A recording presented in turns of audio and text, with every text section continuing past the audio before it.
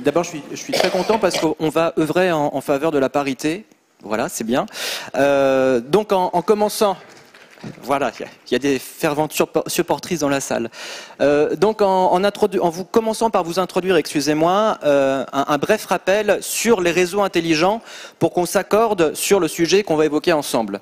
Donc, sur le premier visuel, on a repositionné l'ensemble des enjeux au carrefour desquels se situent les réseaux intelligents. Le principe d'un réseau intelligent, c'est d'associer les technologies de l'information et de la communication avec les réseaux d'énergie, et vous allez le voir, les réseaux d'énergie au sens large. Alors notamment sur ce visuel, on voit de la production décentralisée, massive, avec un parc éolien, diffuse, avec des panneaux photovoltaïques, également des nouveaux usages, véhicules électriques, on pourrait citer les pompes à chaleur. Dans la droite ligne du groupe de travail précédent, de l'hydrogène, du stockage, qui alimente une pile à combustible, etc. etc. Donc l'enjeu principal, c'est de faire évoluer les réseaux pour avoir une gestion dans les deux sens, bidirectionnelle, ascendante, descendante, de l'énergie. Et donc on voit bien que les réseaux intelligents sont un peu le liant pour la mise en œuvre de ces stratégies énergétiques, avant tout territoriales.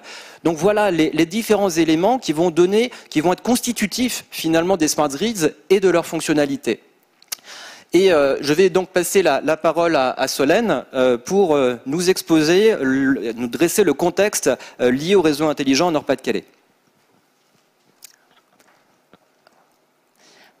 Alors voici, pour restituer les échanges d'hier après-midi, quels sont les éléments de contexte à prendre en considération quand on réfléchit au réseau intelligent. Tout d'abord, c'est le positionnement assez unique de la région Nord-Pas-de-Calais, puisqu'on a un carrefour énergétique au niveau européen. Également à prendre en compte, c'est le niveau d'urbanisation très hétérogène, avec des zones très densément peuplées, très densément urbanisées, et d'autres qui sont très rurales. Il y a également tout ce qui est la mise en cohérence des différentes mailles territoriales, c'est-à-dire est-ce qu'on réfléchit à un niveau du bâtiment, du quartier, de la métropole ou carrément au niveau du territoire régional. Et enfin, bien sûr, comment les réseaux intelligents peuvent contribuer à l'identification de nouveaux relais de croissance. Notre ambition pour la région, c'est de mettre donc les réseaux intelligents au service de la stratégie territoriale. Donc il y a un vrai besoin que cette stratégie prenne en compte les réseaux. Autre ambition, c'est de développer donc tout ce qui est synergie entre les réseaux, ne pas se limiter à l'électricité, mais vraiment développer les synergies entre tout ce qui est chaleur, eau, électricité, gaz. Et bien sûr, exploiter, comme on l'a vu tout à l'heure, il y a un réseau, il existe un réseau de transport d'hydrogène en région Nord-Pas-de-Calais. Comment l'exploiter au mieux dans cette idée de synergie?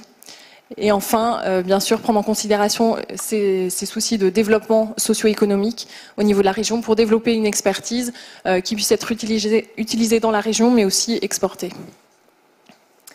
Les principaux points de discussion. C'est tout d'abord ce besoin d'avoir un rôle affirmé des acteurs locaux, les collectivités et les instances socio-économiques. Les collectivités parce que ce sont elles qui vont porter la stratégie territoriale. Donc comment les réseaux intelligents s'intègrent dans ces plans réalisés par les collectivités. Et puis les acteurs socio-économiques, notamment la Chambre de commerce et d'industrie, comment les réseaux intelligents vont participer à la recherche de nouveaux relais de croissance et au développement de nouvelles connaissances et compétences. Un deuxième point, donc c'est vraiment cette idée de créer des réseaux de réseaux, donc de mutualiser, de créer des synergies entre les réseaux de fluides. Donc à la fois les réseaux, je dirais, classiques de fluides, électricité, gaz, eau et chaleur, mais aussi d'inclure là-dedans tout ce qui est écologie industrielle. Et puis, bien sûr, le réseau d'hydrogène existant. Comment arriver à créer la synergie pour créer des vrais réseaux là-dessus. Et enfin, tout ceci requiert de mettre en place, d'inventer des nouveaux modes de pilotage pour pouvoir optimiser la gestion justement de l'énergie sur ces réseaux. Deux autres sujets de discussion, tout ce qui est conditions de mise en œuvre pour la réussite de tels projets. On a besoin évidemment d'interopérabilité à l'intérieur des réseaux, mais aussi entre les réseaux. La question de la sécurité qui est revenue de manière assez importante, à la fois d'avoir des technologies qui soient fiables, et puis tout ce qui est protection des données et du respect de la vie privée pour pas que ce soit des freins à la mise en œuvre de telles technologies. Enfin, sur l'aspect de conduite du projet, pour le succès, on aura évidemment besoin d'avoir une bonne gouvernance. On le voit, ça va demander un certain nombre d'acteurs qu'il faudra coordonner. Donc, trouver la bonne gouvernance, les bons indicateurs. Et puis, un autre sujet important, c'est tout ce qui est l'appropriation en termes de conduite du changement. Comment on s'assure que les comportements changent, que les consommateurs s'approprient ces réseaux intelligents, et notamment il y a toute la prise en compte de l'aspect social qui a été souligné par le groupe de travail, donc le besoin de vraiment inclure une réflexion avec des experts, éventuellement des sciences sociales, dans tout ce qui tourne autour des réseaux, ne pas le limiter à un débat purement technique. Merci Solène. Donc en réponse à ces enjeux, le groupe de travail a fait émerger 4 propositions qu'on a souhaité les plus pragmatiques possibles. La première qui répond au défi d'un développement économique associé aux différentes filières donc jointes aux smart grids, en élaborant un plan de montée en puissance du tissu économique régional, principalement sur 5 filières qui ont été identifiées suite à une cartographie qui a été réalisée par l'ensemble des experts du groupe de travail, qui ont positionné en termes de niveau de compétences et de niveau de structuration des filières, finalement, les ressources dont on disposait d'ores et déjà en région Nord-Pas-de-Calais, qu'elles soient industrielles, académiques ou institutionnelles. Donc, ça a fait émerger 4 filières principales sur l'intégration des énergies renouvelables, la gestion active des bâtiments, le comptage communicant, voire le sous-comptage communicant, et la gestion des données. Donc on voit bien que sur les 3 derniers axes, on est vraiment sur la gestion des systèmes énergétiques et la gestion informatique de l'ensemble des données qui vont être d'autant plus importantes qu'elles vont venir de différents réseaux pour desservir différents usages. Il y a également une filière importante qui est celle du stockage, sur laquelle on a remarqué que pour le moment on avait relativement peu de compétences en région, alors que c'était un enjeu en termes de marché et en termes de fonctionnel pour apporter de la flexibilité, on l'a vu juste avant, qui était tout à fait crucial en Nord-Pas-de-Calais. Donc 5 filières qui mériteraient un coup de pouce de la part des acteurs régionaux, des pôles d'excellence, qu'il faudra également coordonner. Ça fait partie de l'impact qui a été identifié, des pôles d'excellence économique donc en région Nord-Pas-de-Calais, qui sont plutôt dédiés à des filières, qu'il va falloir faire travailler ensemble sur des objectifs communs et partagés pour aider donc au développement de ces filières transverses. Donc il va falloir gérer cette transversalité. Voilà, donc c'est le point principal qu'on va bien sûr chercher à approfondir au sein du groupe de travail. Le deuxième point, on l'a évoqué sur l'aspect fonctionnel, c'est faire émerger des projets qui sont peut-être déjà engagés, lancés, et peut-être les enrichir à travers la démarche de troisième révolution industrielle. On en a identifié pour le moment 2. Le projet Sunrise sur l'université de Lille 1, qui s'appuie sur un ensemble de réseaux et en particulier la mise à niveau d'une boucle électrique privée. Et c'est là où on va avoir quelque chose de tout à fait intéressant, c'est-à-dire qu'on va jouer à domicile, si vous me passez l'expression, mais sur un périmètre qui est déjà représentatif d'une commune, 22 000 usagers, 150 bâtiments, 110 hectares, et qui est déjà engagé. Donc le groupe de travail propose de s'associer au pilote du projet, à l'université de Lille 1, pour voir comment enrichir cette approche, notamment par l'intégration de production décentralisée qu'il conviendrait de piloter, toujours en réfléchissant à cette optimisation du mix énergétique local. Le deuxième projet nous tient aussi particulièrement à cœur, puisqu'il remet l'humain au milieu de la problématique. Le projet ICT, il est coporté par Pas-de-Calais Habitat et par Ténor, avec 500 logements sociaux dans le Pas-de-Calais, la même chose dans le Nord, où on concilie le déploiement de technologies avec un accompagnement de proximité des locataires en logement social. Donc, Solène parlait de l'accompagnement au changement, de l'appropriation de ces nouvelles technologies. On est vraiment là au cœur du problème. Troisième projet, ou en tout cas troisième axe sur lequel le groupe de travail propose de s'investir, on l'a vu, Smart Grids, réseau intelligent, c'est une réponse à des stratégies énergétiques locales.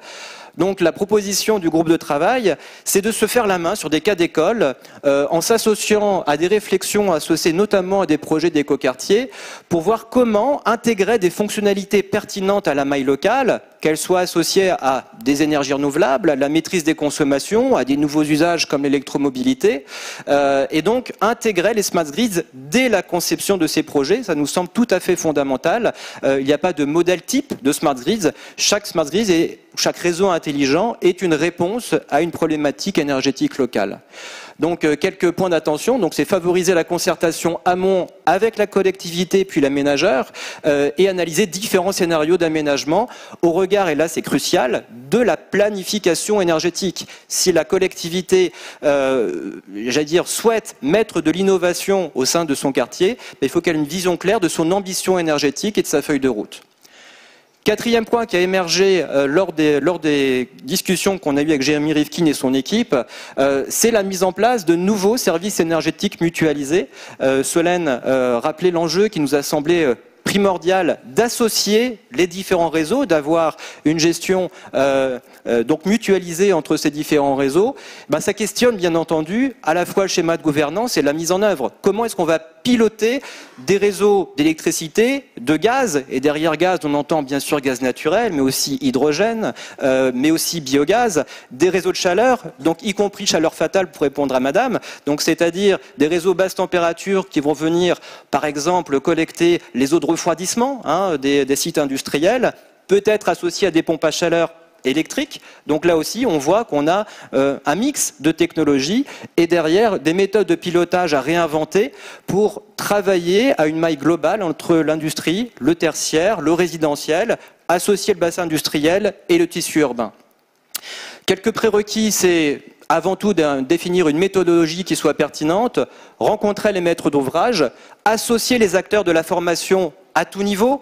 Bien entendu, il existe déjà des formations élitistes, Bac+6 en région, avec les arts et métiers, Centrale Lille, Polytech, avec les universités, mais je pense qu'il faut couvrir l'ensemble, l'entièreté du champ et travailler à tous les niveaux de formation pour faire monter en compétences les acteurs régionaux.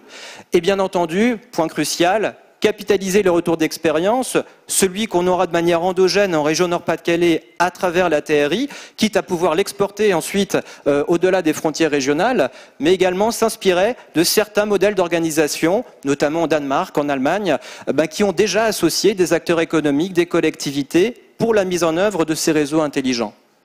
Quelques étapes. Donc je ne vais pas revenir sur l'intitulé de chaque action, mais on est avant tout dans une phase maintenant d'appropriation, d'approfondissement et de consolidation sur l'ensemble des thématiques. Et je crois qu'on s'est fait gagner 2 minutes. Voilà.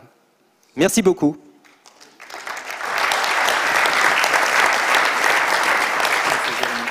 Jérémy. I was particularly Chapeau pour vos propositions.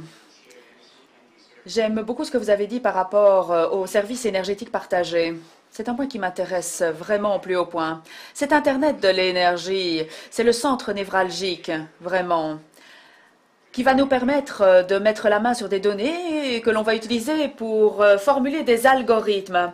Ainsi, nous saurons que tout ce qui se passe ici au niveau de la région sera évalué, sera contrôlé afin d'améliorer l'efficacité. C'est un système intelligent. Nous ne savons pas encore quel est son potentiel parce que nous n'avons pas encore mis en place au niveau de la région. Il y a certes des projets de démonstration, mais pour rebondir sur ce que nous avez dit par rapport aux services énergétiques, cet Internet de l'énergie, il faut le voir comme étant finalement fonction de fournisseur d'énergie. Et la donnée que nous pourrons collationner et que l'on va utiliser pour formuler des algorithmes, peut-être que finalement ce sera la première région qui va revoir de pied en cap l'idée et le profil que l'on peut se faire de ces entreprises de services publics. Il sera important de travailler main dans la main avec les quartiers, avec les industries et les entreprises afin de pouvoir de manière permanente utiliser ce service afin de pouvoir actualiser et réactualiser les algorithmes. rythme afin de pousser les choses encore un petit peu plus loin. Et ce qui est important au niveau de la Chambre de commerce et de la région, c'est qu'il faut absolument optimiser la productivité de tous les acteurs, que ce soit des acteurs opérant au niveau des entreprises ou au niveau du résidentiel.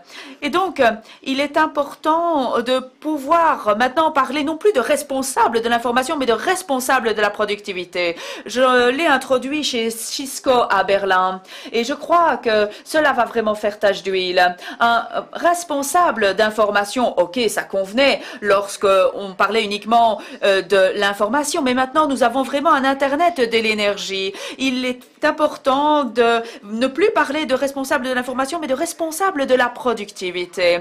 Cette fonction au niveau des entreprises doit regrouper des fonctions en matière d'informatique, en matière d'énergie, bien sûr, parce qu'il faut des capacités en matière d'énergie, il faut également des capacités en matière de productivité. Et donc, nous aurions besoin d'une entreprise de service public qui nous permettrait de suivre ce qui se fait au niveau de la région, et cela nous permettrait également de déblayer le terrain au niveau des entreprises, et cela permettrait de contribuer à l'émergence de ces responsables de la productivité. L'un ne va pas nécessairement à l'encontre de l'autre. J'ai l'impression qu'il est important de pouvoir disposer du savoir dont on a besoin afin de pouvoir optimiser la productivité. J'aime beaucoup ce que vous nous avez dit à propos du partage des services énergétiques et de l'utilisation des big data. Je crois que ce serait vraiment particulièrement novateur. Ce serait la première fois qu'une telle proposition serait faite et cela permettrait ainsi à la région d'être impliquée sur cette question de la productivité. C'est une très très bonne chose. Il faudrait peut-être l'étoffer dans la proposition. Merci, merci beaucoup, Monsieur Rifkin. Et je crois que de toute façon, le défi majeur, c'est de nous assurer du meilleur pilotage de la gestion de l'énergie, du pilotage le plus homogène. Il faut bien sûr assurer une place aux différents intervenants, le public, privé, et je crois que de toute façon, cela aura un effet positif. Et ce que l'on peut faire également, c'est travailler main dans la main avec le ERDF. Je ne sais pas si on veut construire un tel service public, on pourrait travailler en tandem avec ERDF pour nous assurer que cet Internet de l'énergie puisse véritablement bénéficier d'un partenariat. Oui, nous sommes prêts à nous lancer dans l'expérimentation. Oui, moi là j'interviens en tant que maître d'ouvrage public. Je vous alerte, ou en tout cas je pointe la difficulté qu'il y a pour un maître d'ouvrage public à comprendre ce que vous nous dites. C'est-à-dire qu'on a des problèmes techniques et technologiques imbriqués extrêmement difficiles à maîtriser. On a des grands opérateurs en face de nous, on a cité EDF, on pourra en citer sur les autres registres. Vous nous parlez d'interconnexion de réseau. Je ne suis pas sûr que c'est eux qui vont spontanément se mettre en interconnexion. Donc on a un enjeu de médiation, on a un enjeu d'agencement d'acteurs. Et derrière ça, on a un enjeu d'ingénierie. Parce que l'une des difficultés de notre exercice, mais qu'on retrouve dans tous les groupes de travail, c'est que les acteurs économiques, et c'est pas faire injure, sont pour une part jugés partis.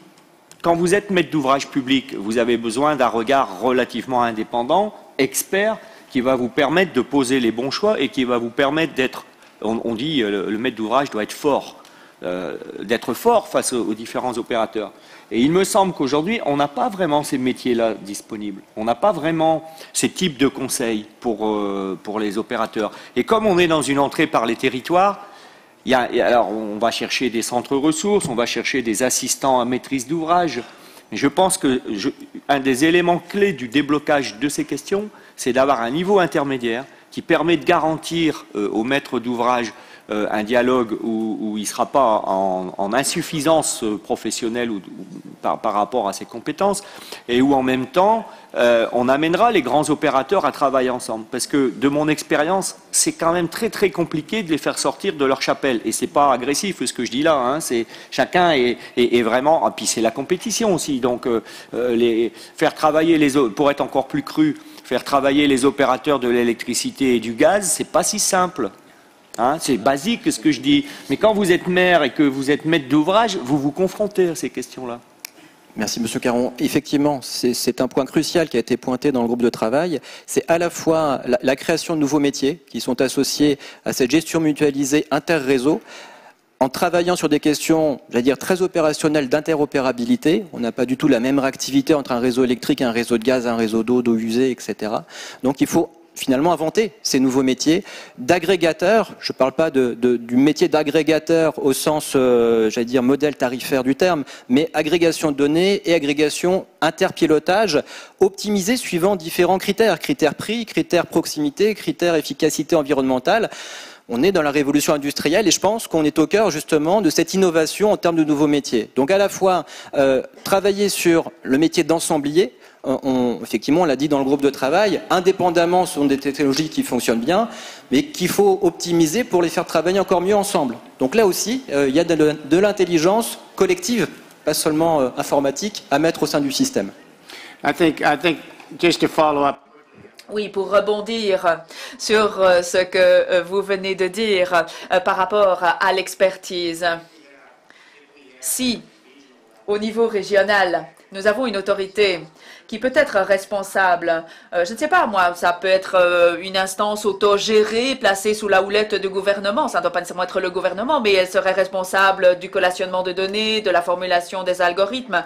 Chaque entreprise devrait être formée pour qu'il puisse mettre en place le responsable de la productivité afin qu'il puisse exploiter ces informations qui sont disponibles. Je crois que de toute façon, au niveau de chaque société, il faut être prêt à instaurer le poste de responsable de la productivité qui s'y connaît.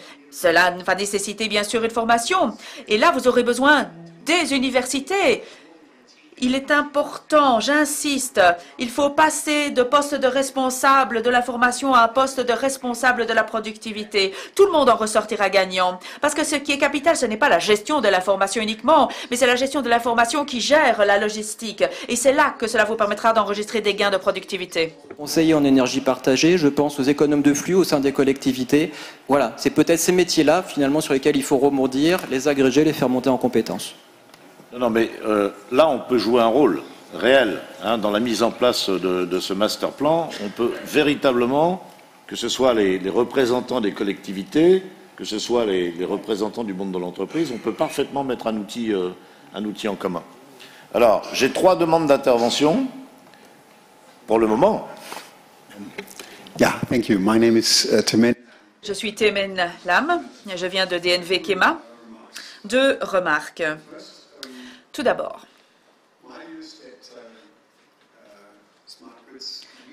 les réseaux intelligents sont synonymes d'opportunité pour le système qui est dominé par les énergies renouvelables. Je crois que cela permettra d'adapter la demande de telle manière que, cela sera faisable du point de vue financier. Car ce qui est clair, c'est que vous voulez bien sûr limiter les coûts associés au système dès la phase de transformation. Et nous savons que les coûts peuvent être particulièrement élevés. C'est du moins l'expérience que nous en avons fait en Allemagne. Mais l'opportunité à saisir, c'est que les réseaux intelligents peuvent très bien vous permettre de réduire les charges maximales et peuvent remplacer la capacité de secours dont Jérémy nous a parlé. Cela est particulièrement vrai dans le secteur industriel. Et donc, moi, je vous recommanderais de vous concentrer sur une analyse des potentiels que représentent les réseaux intelligents pour la gestion de la demande émanant de l'industrie ici, du Nord-Pas-de-Calais. Deuxième remarque.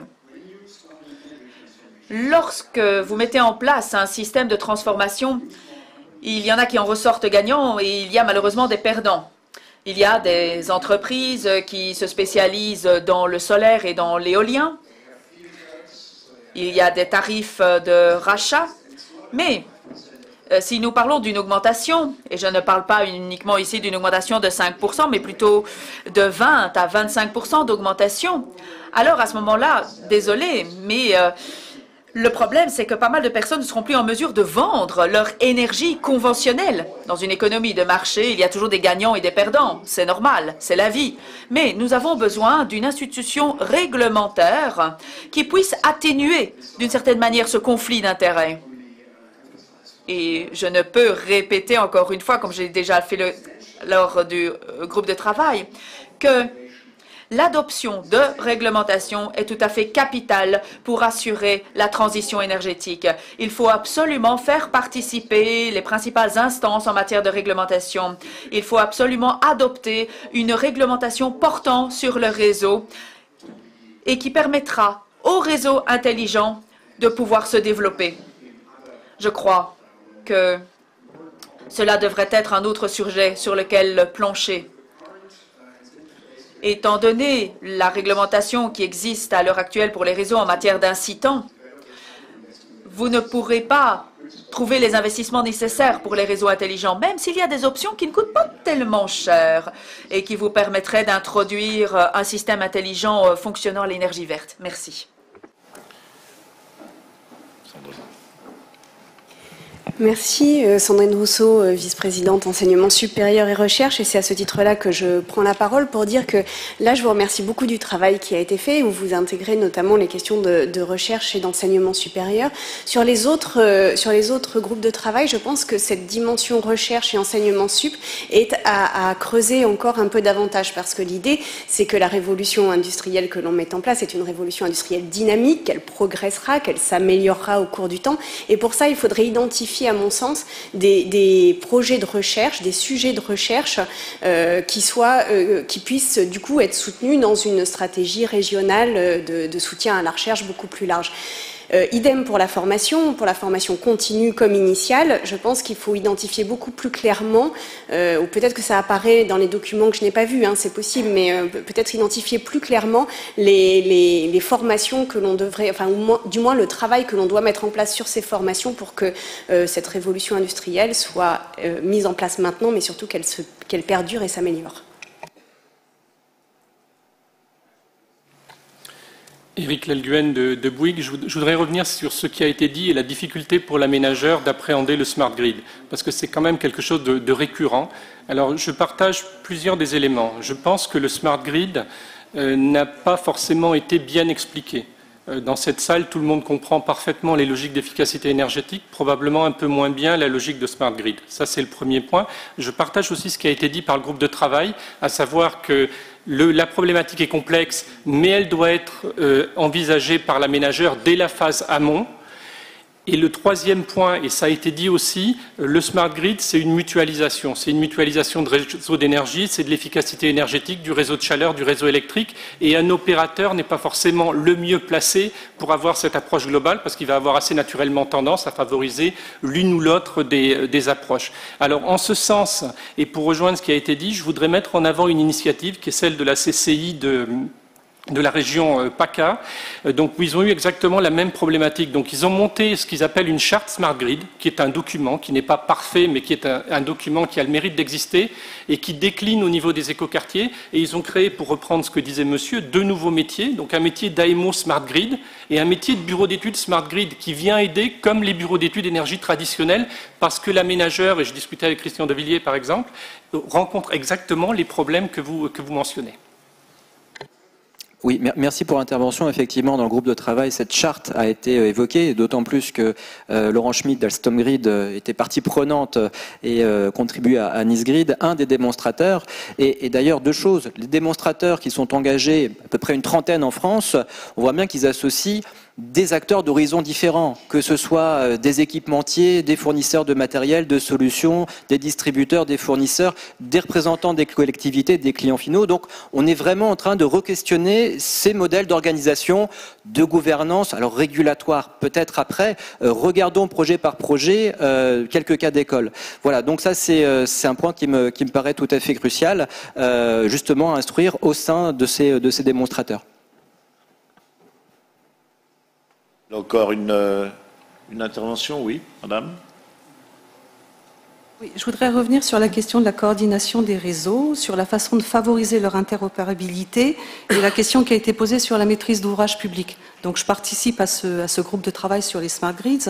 Ce qu'on a vu dans ce groupe, c'est qu'il y avait 3 niveaux géographiques intéressants, pertinents par rapport à la question des smart grids. Il y avait le niveau régional, le niveau métropolitain et le niveau du quartier. Et à chaque fois, il y a des questions différentes qui se posent à chacun des niveaux. Et je voulais attirer votre attention sur la question de l'échelle métropolitaine, qui est en lien avec une forme urbaine, une forme de densité d'habitants, densité de services, densité d'emplois, qui fait qu'il y a une cohérence à apporter à cet endroit-là et de voir comment on peut optimiser au mieux.